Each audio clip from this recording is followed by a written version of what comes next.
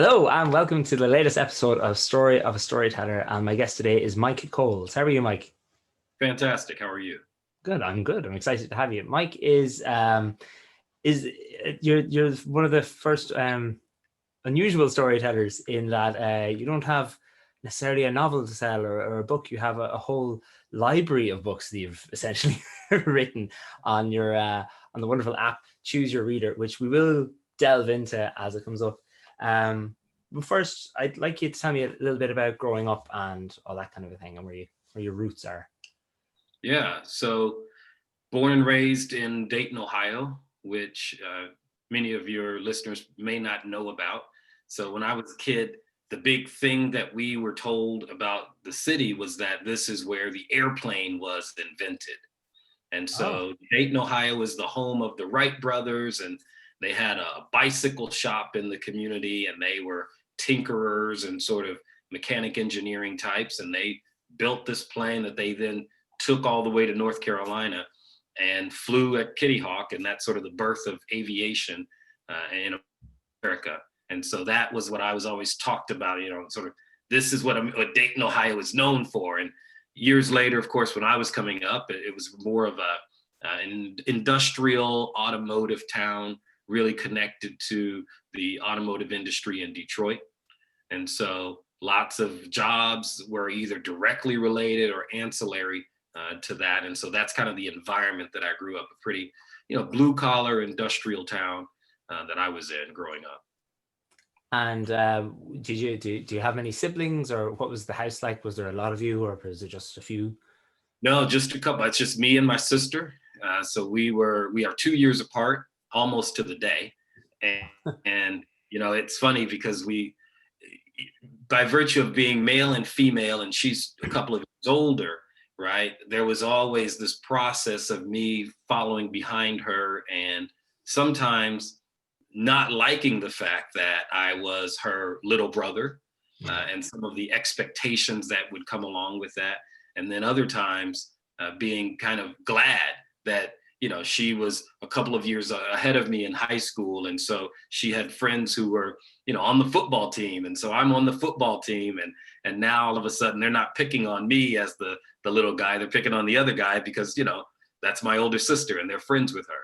So Oh, okay. there were times where it was great, and then there were other times where you thought, I don't want to be in this shadow. So it was kind of fun to see both sides of that experience. Yeah, that's interesting. One thing as well, when you said the fact that you're a boy and a girl, as a teacher, sometimes I can tell when there's siblings that are the same gender that the younger one always hates it because the teachers always inevitably call them by their older sibling's name. And I Yes. always feel bad about it. Or I was like, oh, hey, Mike. I mean, oh, sorry, no, that's your brother, or whatever. Right. But that has happened to me. But the difference is my brother's younger. Um, so at the same time, I totally understand it. Some people just they're a louder personality and they end up taking over your name. Right. That's right. And how important was stories and reading and all that kind of thing as you and your sister were growing up? Yeah, I was a big reader, but not in the what I'll call traditional book, right? I was a huge comic book fan. Oh, okay. And so when I say huge, I mean I collected again, I'm going to flash you back. So this is the early to mid 80s, and I was paying $10 for a comic book. Okay, yeah. Right? So I would go and get these comic books and have the little cardboard inserts and the sleeves with them. And I was really active into collecting comic books. When I finally stopped, I probably had a couple hundred comic books.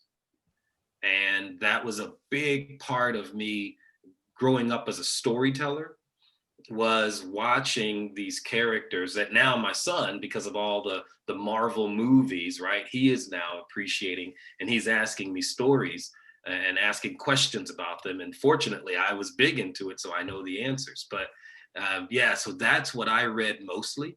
And then I also read a lot of Jack London. I love dogs. I've always been a dog fan. I'm crazy allergic to dogs. Really? Oh Oh my no. gosh, you have no idea how allergic I am. True story. We're storytellers, so I'm going to tell one. Yeah.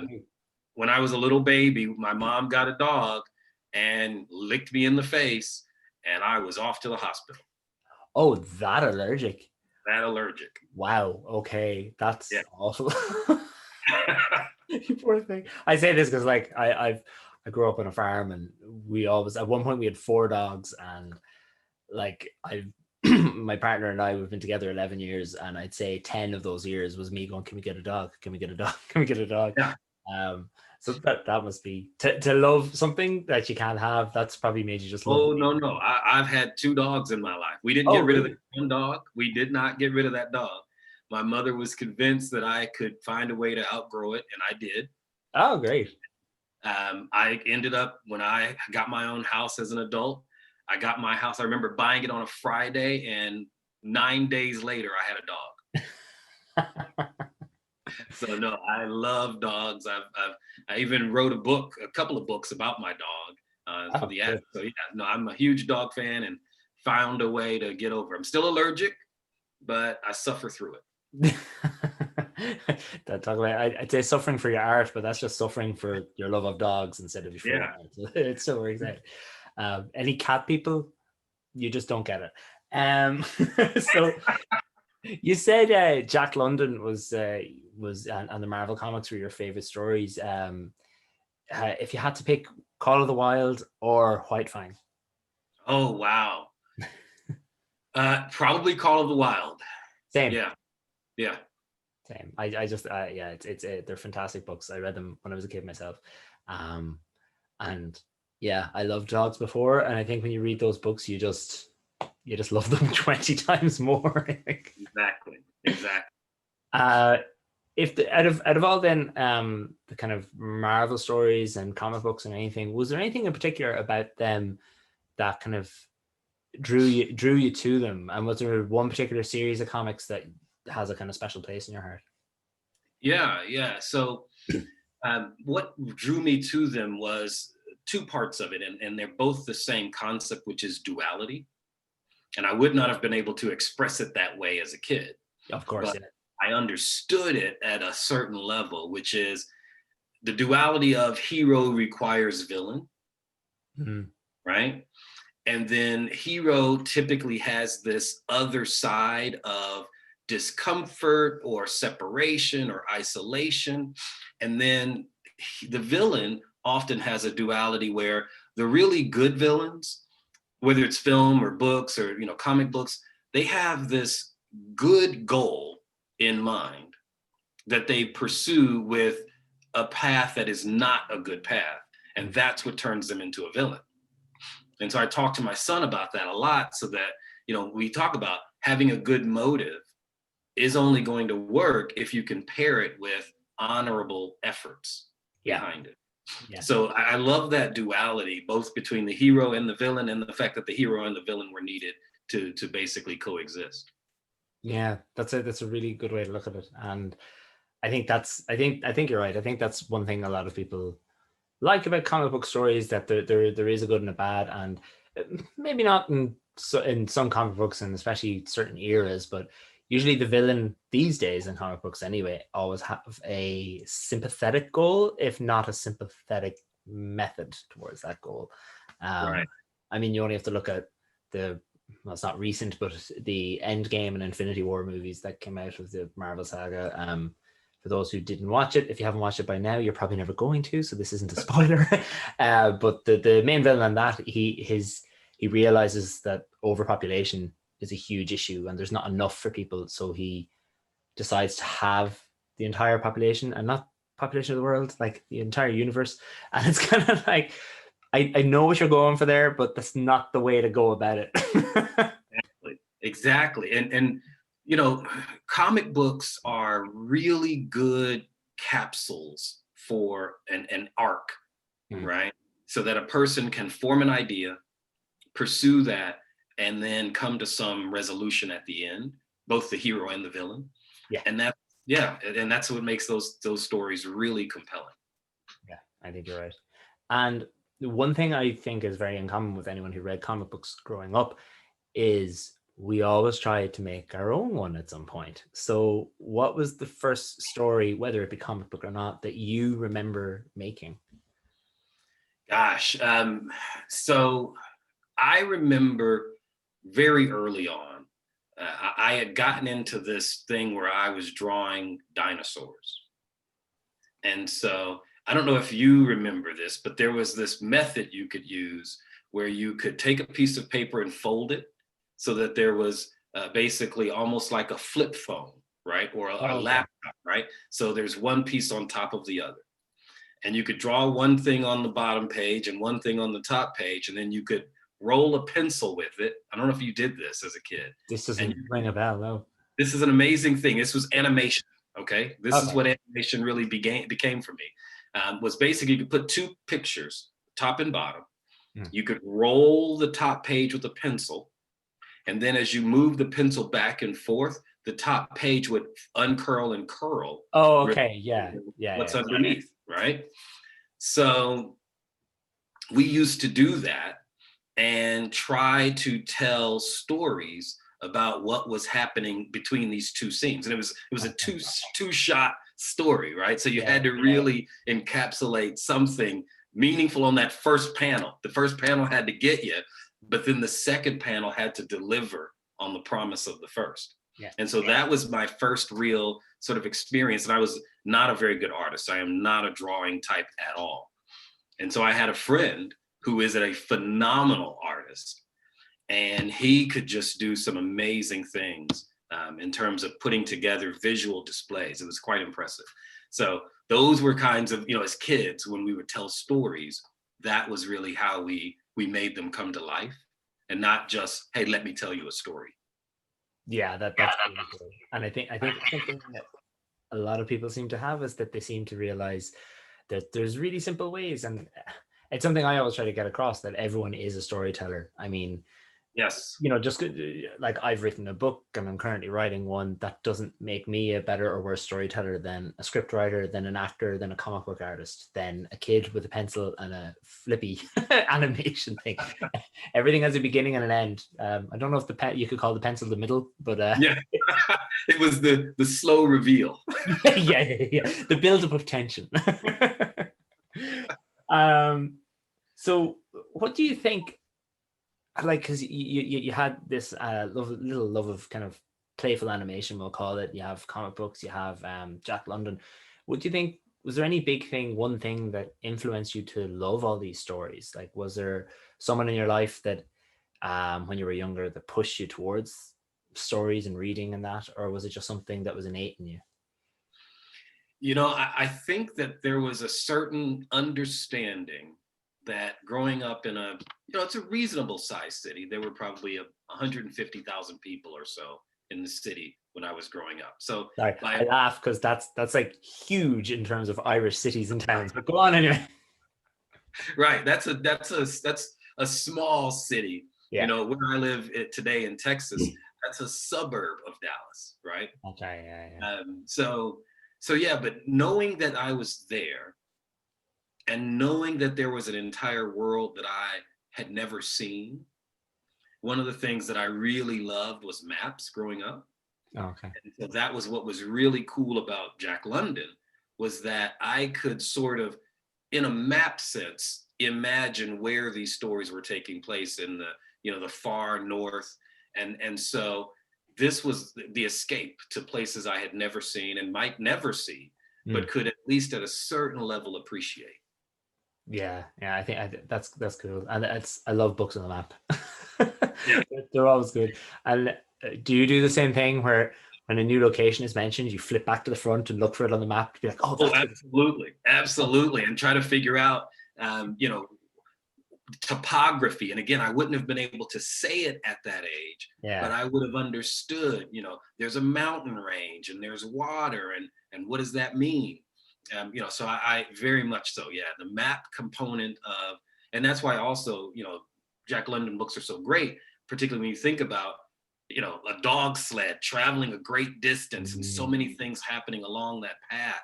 That's an awesome way to sort of see a story in two levels, right? The progress of the character, but also the progress of the landscape. Yeah. It's something I didn't really think about too much, but you're right. It is. It's very and what's cool about the two biggest books that he wrote was well, most well known, I should say, is how it goes from one type of area to another. Like the fact that it starts like Call the Wild, he starts as a pet, a judge's pet in a very nice house, and then ends up Boom. in the wild. Like, and there's this gradual, you can Yeah. almost plot it through the book. Like the more wild he becomes, the more wild the landscape becomes as well. Yeah, exactly. Yeah.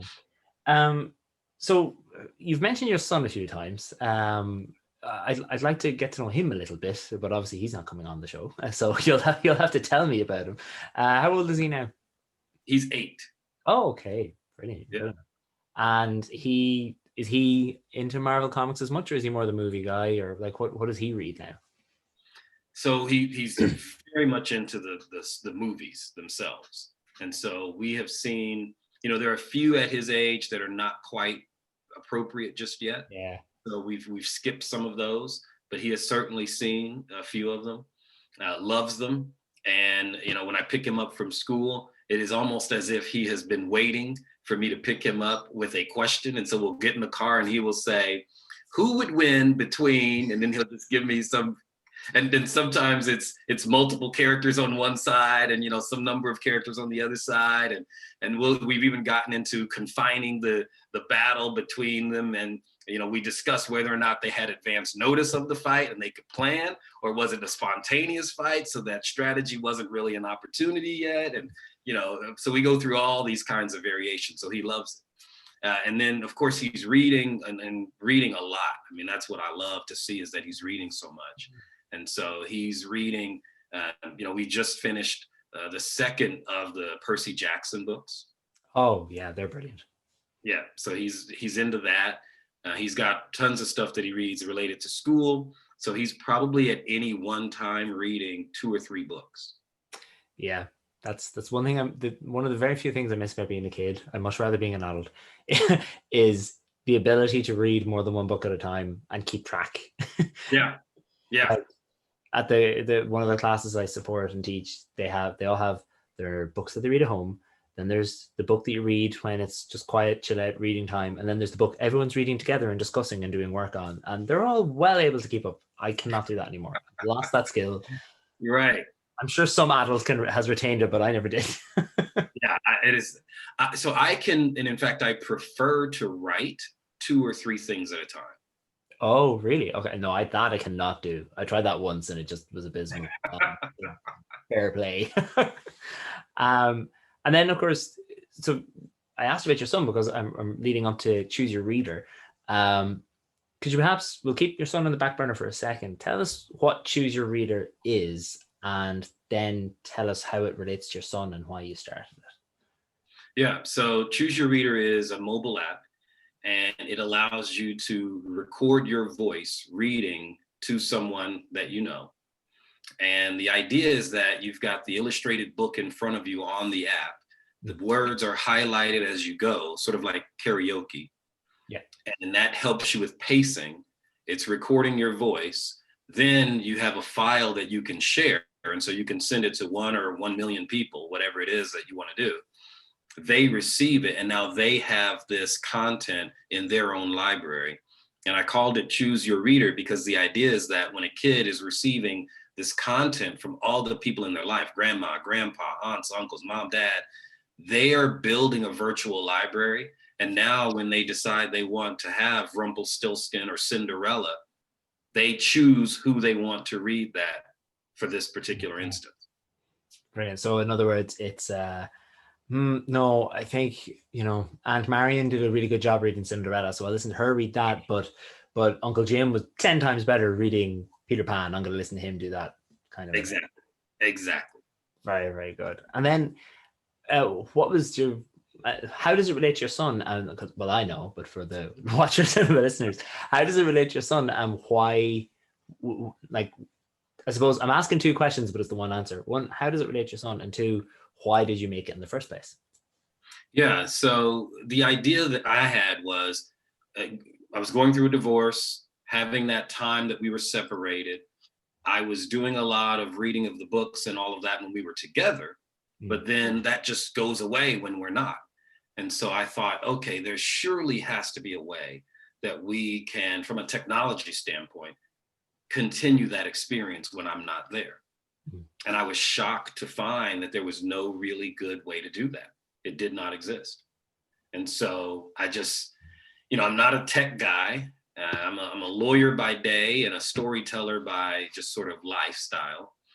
And I thought, is there a way for me to fill this gap? And is there a way for me to take this inspirational moment of longing and missing something and then build something that bridges the gap, not just for me, but for, millions of families, parents, grandparents, people who are deployed in the military, or people who travel for work, families that have lost a loved one can keep that heirloom that they've created when they were around. All these different applications that basically bridge the gap of time and space. Yeah, and I was complimenting the idea before we started recording. It really, I'm a huge fan. I think it's a really heartfelt idea, if that makes sense. Like, it's a technological answer to, I suppose, a problem that's caused that nobody wants to happen. Do you know what I mean? Like, it's something that just happens, and divorce is tricky, and families having to separate for one reason or another. And this is just an excellent, in my opinion, an excellent way to attempt to bridge that gap. So how old was your son when you and his mother were divorcing, and how did you talk to him about it, or was he too young at the time? Yeah, he was too young to really get it. And so he was, to answer your question, so really, by the time he was one and a half, things were already in motion. Okay. And so by the time he was two and a half, everything was done. Oh, okay. And so the reality was, for him, he doesn't even remember that window of time. And frankly, that was the goal, was, look, if we know this is going to happen, let's not extend it in such a way that he has that emotional moment of a change. Mm. And so the life that he's known his entire time is dad's around and dad's available, but mom and dad aren't together. Okay. And he doesn't have that moment of a shift within the family dynamic. Okay, yeah, it's an interesting way to go about it. I'm sure if every couple that ended up divorcing could have looked back and said, "This isn't going to work. We know it's not." You're kind of saying, "Let's cut the cord now and do the least amount of damage to our son." I'm sure that was hard to come to that decision. Like, was there any kind of debate of maybe we should just try and bear it out for the sake of our son, or like, were the two of you always, no, this isn't going to work, we should do it now? Yeah, it was pretty well known. So one of the things that I always thought about is, I hear that a lot, and I've had, at my age, I've had friends who have tried to make that work, and ultimately the kids hit 18, go off to college or what have you, and then the parents split up. And my thinking was, happy parents raise happy kids. Yeah. And so when I thought about each decision that was going to be made, my question was really, what makes for an optimal parent? Because the circumstances can change over time no matter what, right? So you could plan for, let's stay together until the kids reach 18, but you can't control so many variables in that process. Yeah. But rather than start picking an arbitrary date, ask yourself, what is going to make me the better parent through the arc of their formative years? Yeah. And do that. Yeah. Do that thing before you do anything else. So even though it's kind of an oxymoron, you're kind of looking after your own happiness first, but you're doing that because the domino effect, that if you look after your own happiness now, you'll be happier for the majority, if not most, of your son's childhood, and being a happy parent creates a happy kid. That's right. Yeah. That's right. Bringing the joy to the relationship is the key for the beginning, right? You know, Yeah. I was actually talking to my mother last night about a difficult discussion I had with my son last night. He had some homework. He didn't actually bring the homework home. So when it was time to do the homework, it wasn't there. And so, how do you have the difficult conversation of being a parent, especially me, where, you know, as a non custodial parent, you're supposed to be, you know, a lot of parents try to have this all the time you spend with me is sunshine and, you know, the birds are singing and everything's great Yeah. because I want everything with me to be fantastic because it's limited. Mm. I do not take that approach. I take the approach that says, I want my time to be valuable. Yeah. And so I can have that difficult conversation with him about preparing for success is more than just wanting to do well, but rather actually functionally doing the things up front. And so having that conversation with him and then giving him a hug and saying, you are an incredibly gifted young man. And the opportunity for you to do something fantastic is right in front of you. And all you have to do is prepare yourself to be great. And then you'll have the opportunity to be great. Yeah. That's a yeah, no, you're doing a good you're doing a good job. If I a stranger from the other side of the world could say so. But I think it's more like when just that conversation, I'm thinking of that from the other side of it, from your son having to go into school the next day and be like, I don't know if he calls you the teachers sir or miss or Connor or not, but you know, to have that discussion with the teacher and say, look, I've done my homework done because I forgot my book, or I lost the whatever, or the dog ate it. You know, I think that's really important because I always see the other side of it, where kids might purposely leave their book behind because they don't want to do it, or maybe they find it too tricky. And I'll always do the like have, I suppose, the other half of the conversation you had with your son and say, why are you avoiding the homework? Like, is it too difficult? Is it not difficult enough? Which some kids look at me and they're like, what? And I'm saying, well, if you don't find it interesting and if you're not happy that you achieved something and you broke through the challenge that you were doing, then I can give you different homework. You know, and it's kind of, you have to, it's all about having a discussion. And by having that discussion with your son, you're kind of setting him up to have another discussion in the future with the same thing. Like, listen, this isn't working for me. I need help, kind of a thing. You know, it's funny. The word you used is the word that I used last night, which is challenge. Oh, And I told you know, you have to make sure that there's a challenge there for you. mm-hmm. And so maybe the challenge is not 2 + 2 is 4, right? You might nail that. Maybe the challenge is being organized and preparing yourself to get the work done. Yeah. Right.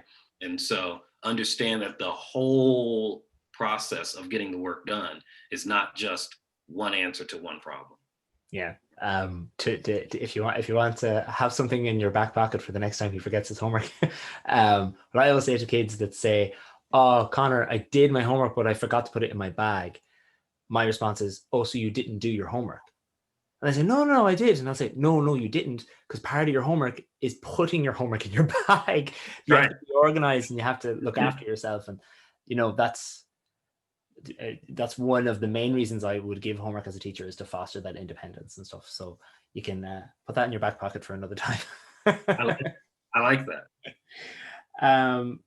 So after you and your ex-wife separated and all that, like, at what point did you start thinking about Choose Your Reader? Like I suppose, what was the timeline like from you're divorced to, hey, here's this app, let's try it out with my son?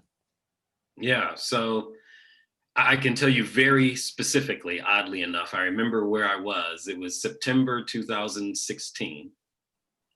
I was in a hotel room and I had this thought that I wanted to read to my son right then and there. And, you know, there was no way to do it. And there were some books that I had. So, you know, kids want you to make up stories. And so I was making up stories and I was typing them on my computer after the fact so that when he asked for the story a second time, I had it to read to him a second time. Okay. So I had the stories, but I just wanted to read one to him. And so I thought to myself that night, there ought to be a way. And I spent, and I kid you not, I was up till about 2 a.m. working on the workflow, because once I got into thinking about it, I couldn't stop. Mm. And so that night in that hotel, I built the primary structure of Choose Your Reader. Okay. And so not with a tech background, but on a PowerPoint, right? And so I just did that without knowing much else. No other way that I could articulate this vision but a PowerPoint. And I still have that PowerPoint, and I still go back to it.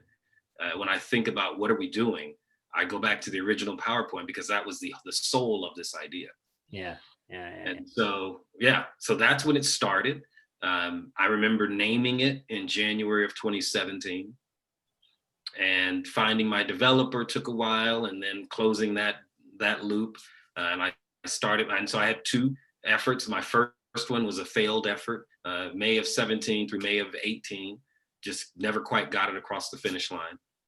Oh, that must have been difficult, because well, this is your first app to develop, and you hadn't gone through this process. Well, I'm assuming you haven't gone through the process of starting up something like that. So when May 2018 came, and you again, like you kind of cut the cord there, and you said, no, this isn't working. Like, how hard was that? Because you're after sinking a year into something, and Yeah. you're going, right, well, I've nothing to show for it. Let's start again.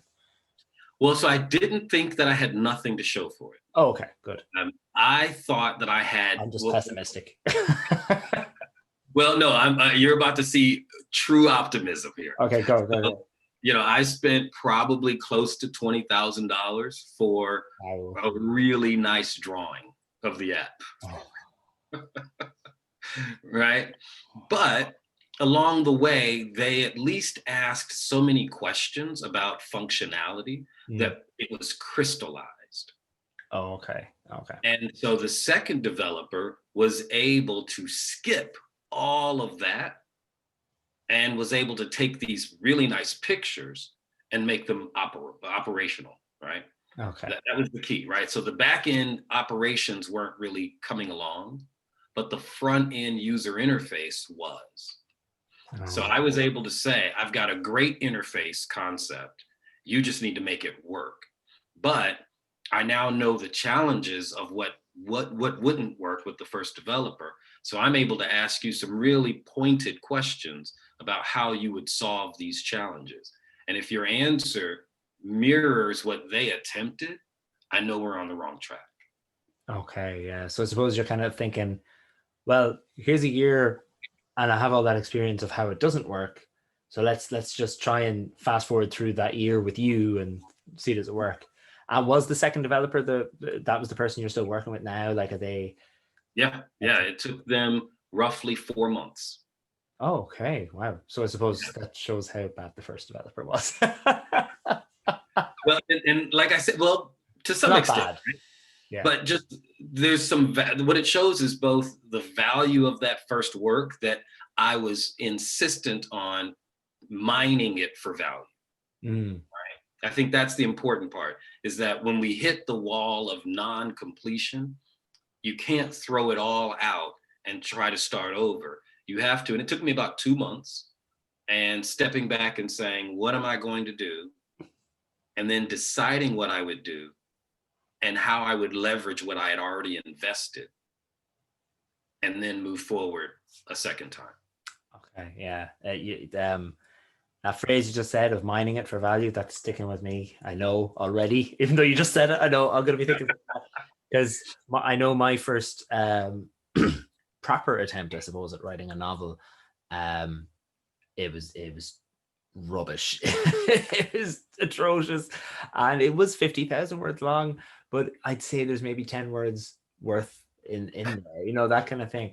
And I was always annoyed, because I loved the idea and the concept and the symbolism and the analogies I was using, and I just said, oh, it's a shame, you know, because then it's wasted. But now hearing you say that, like, you mined that year and money that you spent for value, you said, well, what can I get out of there that I can apply to something better and greater? So thank you. Do you think was that the biggest challenge of getting Choose Your Reader off the ground, or was there something else or anything else that was there any more pitfalls you had to jump over or anything like that from there on? Oh yeah, absolutely. I, the way I think of it is, um, I am looking for the next pitfall to get across or get over. Right. Right. So it's not a function of get it done and then celebrate that you've accomplished it, but rather get it done because you've crossed one hurdle, and it's a 10 hurdle race. Hmm. And so yeah, so the first task was to get something that worked, right? And when we did that, along the way, I was independently investing in the content. So I'd already written the stories, but I can't draw. Yeah, as we established earlier. So I've got to go find illustrators. Mm. So while the developer is on his path, I'm on an entirely separate path of finalizing content. Okay. But I only had 5 books that I had written for my son. You cannot consider a library of 5 books. 5 books. Yeah, that's a shelf. Yeah, and not a very big bookshelf, right? So, so I needed to then have a content development strategy. Mm. And so we spent time, and I was out there, and I was both writing and obtaining licenses for books. And so we've gotten that book content up to now over 100 books in 5 languages. Oh, wow. Okay. Right. So that was its own hurdle. Now, while that's happening, I'm refining the app and adding new content that's independently generated or acquired. And now that we've reached that milestone, the thing is, we have something amazing, and it's the world's best kept secret. Yeah. Right. Always the trouble with anybody that does something themselves, like the same with me as an independent author and a podcaster. Like, hey, I have this great book and I have this great show, but nobody knows about it. So how are you getting, because I'm sure our markets are completely different. So how, apart from doing podcasts like this and talking about it, how else are you trying to get Choose Your Reader into people's hands? Yeah, so there's the obvious social media sort of marketing process. Yeah, that's out there. But separately, one of the things that I'm looking at is getting with people who are authors that we get their content on the app, who have their own independent audience. Oh, very good. Yeah. And say, now let's leverage your audience to let them know that your content is available in another platform. Yeah. So yeah, we're exploring a lot of different options intentionally to basically hit the best process of getting some coverage. So we've gotten some written press and some podcasts, and I've done some actual paid advertising out there. And so it's just a process of letting people know that there's this new thing. And the thing is that it's not a new problem. The problem has existed forever. Yeah. Right. And so if it's not a new problem, everyone's been either solving it a different way. And you saw during the pandemic in particular, but even before, people using Facebook or using YouTube. There's people have told me stories of recording on a tape recorder and mailing a book with a cassette tape. Right. Yeah. All of these are workarounds. And the goal is for people to understand you don't have to work around this anymore. There is a direct solution available that just solves that problem entirely. And so then there's an entire population that just accepts the problem as existing in their life, and that's the end of that. Yeah. Yeah. So we've got to get them to think about, no, this is not a circumstance of life that you can't overcome. This is a problem, and there is an actual readily available solution, and it's not terribly expensive. Most importantly. I think that's one thing though. Like I was mentioning to you earlier, there was a point before we were recording, there was a point in my life where my parents weren't in the same house, and I didn't see one of them very often from one end of the year to the other. And now that was early 90s, so this technology wasn't around. But I think that's the thing. The problem is so not new, like it's so old that people just accept that there is no solution. And anyone who does try to come up with a solution, they're doing very one-on-one, very basic things. Like even when we were first in touch before today, I was even thinking about, well, sure, I mean, how would this app work? I mean, all you need to do is just put up a Zoom call or FaceTime or whatever, and just I'll read the book. But no, like once I downloaded the app and explored it a bit, I was like, oh wait, this is class. Thank you. You're welcome. You're welcome. So, like it sounds like you have a lot on your plate, if you don't mind me saying. So, I mean, you mentioned you're a lawyer by day. What, out of just pure curiosity, what type of law do you practice? Yeah, I'm a corporate lawyer for the most part, but I have a separate area where I do quite a bit of immigration and some employment work. Oh, okay. So a big chunk, and then a little bit of A and B and C and D as well. Right. So between that, which is a full-time job, and I don't think anyone who is a lawyer would say that you have a huge amount of free time. That creating content for Choose Your Reader, licensing books, reaching out to authors, and being a father, like how do you juggle all that? Like what how do you prioritize? So, prioritizing is a two-part process. Everything has to have an overarching priority, right? But the real question is, in this one moment, what am I going to do right here, right now? That's the tricky part. Yeah. And I think a lot of people, and me included, sometimes you get to the point of feeling so overwhelmed that there's so much to do that you've got this paralysis through analysis. Yeah. Right. And so instead of doing that, I mean, one of the things that I do is I make lists of things to accomplish, and I decide which things can be done quickly and have a turnaround, and which things are going to take a little longer. And I decide which things have deadlines and which things have a more urgent need. And then the other thing is, and I don't kid when I say this, right? But there was a period where I wasn't sleeping very much. And Choose Your Reader was the thing I could go to when I just couldn't sleep and be productive. And so, I sleep with my laptop near the bed, and I'm sure that any sleep therapist of any sort would say I have broken rule number one. But if the priority is to get as much sleep as possible, they're right. If the priority is to try to build something amazing, I think I'm right. Yeah. I suppose that's the thing. It's all about priority. You're right, because I mentioned this in a podcast that I was on actually as a guest, where I read this book. It's called Level Up Your Life by Steve Kahn, and it's actually a fitness book. Really, it's about prioritizing working out and stuff. But there was one phrase in it, I think you've kind of said the same thing, but in a different way. That if somebody says, "I don't have time for that," that you should stop saying that and instead say, "That isn't a priority."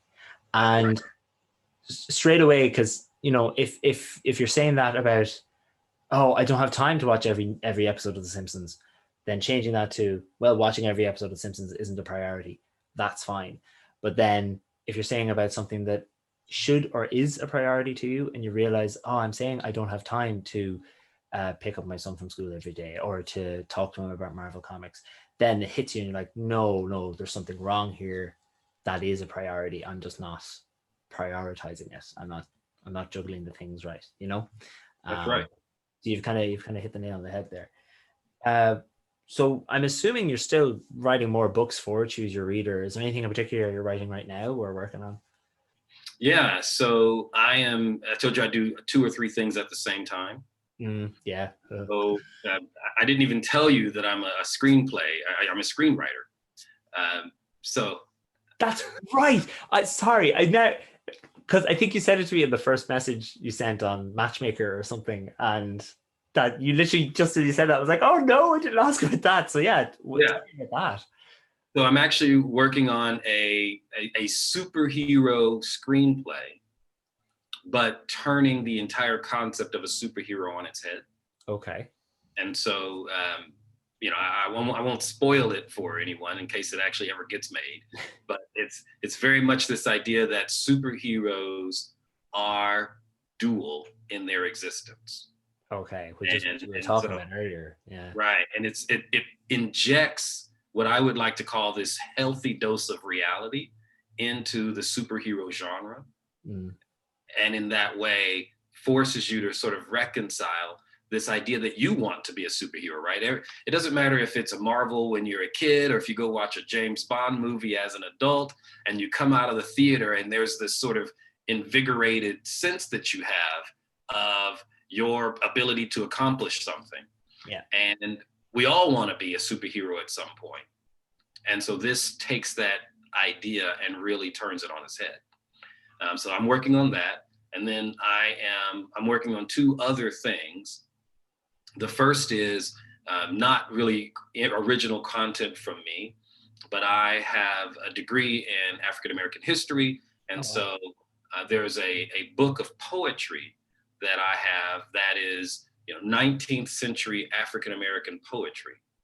And so I've gone through that book and found what I thought were really nice, interesting poems that are applicable and really appropriate for that very young audience.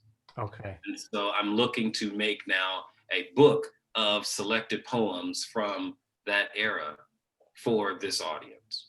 Okay, very good. Yeah.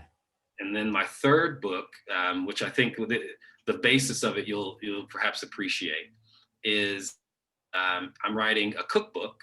I love to cook, but I am writing it in the style of the Canterbury Tales.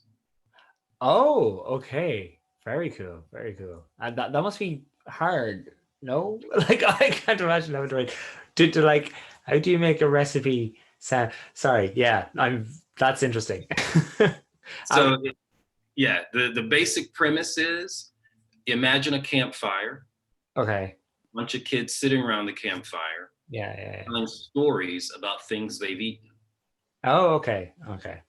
I'm with The you. story is the recipe. Yeah. Well, I suppose that's the thing, because I know just when you say that, I know it's something a lot of people who enjoy cooking sometimes don't like, is when they search, I don't know, something recipe, and then you have to scroll through the whole thing. I was like, and then my grandmother did this and she came from here. So you're kind of taking that and making it the whole point, I suppose. That's right, because the idea is to get kids reading about food, understanding food, and then you could actually say, hey, mom, hey, dad, hey, whomever, let's go make that dish. Yeah. And then what I've done is basically carved up appropriate tasks for the adult and appropriate tasks for the kid. So it even talks through and helps the kid know what they're supposed to do and when. Very good. Very, very good. What has been the most difficult part of writing in general? Like, is it it doesn't seem, you seem to have like all cylinders firing, so it doesn't seem to be coming up with the idea, if you don't mind me saying so. So what's the most difficult part of writing and storytelling for you, and how do you overcome that? So probably the most difficult thing for me is, here comes that duality. On the one hand, being too tough of a critic on yourself. And then on the other hand, being confident that what you are thinking of and what you're actually creating has genuine value. Yeah. Right. So there's that moment when you want to say, I had this idea for a cookbook about 18 months ago. And I finally got to the point. I started playing with food and literature. And so I wrote a series of haiku about food that's going to come out at the beginning of, actually it'll be, when this airs, it'll just be coming out, I expect, on the app. And so that was the beginning, was just working with food in a literary sense and honing some skills with that. Then deciding, is a cookbook even something kids want? Yeah. Right. Yeah. and then having to come to grips with the reality that I am not trying to pitch a cookbook to 88% or whatever some magic number is of the kids that might ever encounter this app, but rather there's like 4% of kids that are going to be interested in it. And of that 4%, 1% might someday choose a career in culinary arts, spawned by, at least in part, access to this content. And if I can do that, then the value of the content has been realized time and time again for me. Every time that person cooks, it will mean something. So what you're basically saying is you're trying to be someone else's Jack London was to you, like to inspire. I hate to put myself in that echelon, but you did it. I did. It's okay. It's fine. It's fine. I got you. So we're kind of coming up towards the end of the interview, and I have a couple of questions that I always ask everybody because I'm always look, this podcast is purely born out of me being very nosy and wanting to know everything about everybody. So what are you going to do now when we've said our goodbyes and the recording's over? What's task number one on your day today? So task number one, the challenge is email, right? Always, it just proliferates.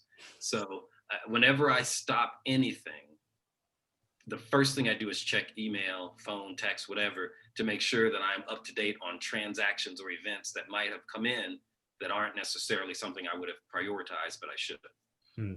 So that's always step one. Step two is then I have a board right there. And that board tells me what I need to get on top of. And so look at the board and look at the clock and say, I've got to pick my son up here in about 2 hours. Yeah. Okay. How much can I accomplish in 2 hours? Yeah. Right. And then, let's go. Very good.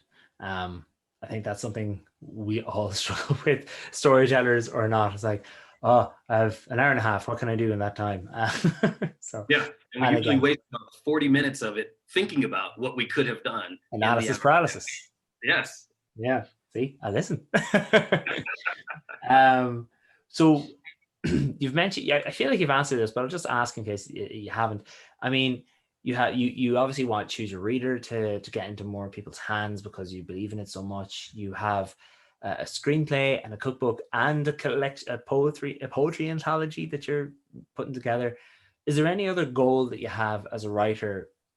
Let's say long term, because I feel we have your short and middle term kind of covered. So what would be a long term goal for you as a storyteller and as a writer?